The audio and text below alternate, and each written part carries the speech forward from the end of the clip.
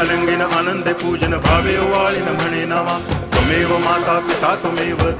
बंधुश्च सखा त्वमेव विद्या तरुणं त्वमेव सर्वं मम देव कायेन वाचा मनसेन्द्रियैर्वा बुद्ध्यात्मना वा प्रकृति स्वभावात् करोमि यद्यत् सकलं परस्मै नारायणायति समर्पयामि अच्युतं केशवं रामनारायणं कृष्णदामोदरं वासुदेवं हरि गिरिधरं माधवं गोपिकावल्लभं जानकीनायकं रामचन्द्रं भजे हरे राम राम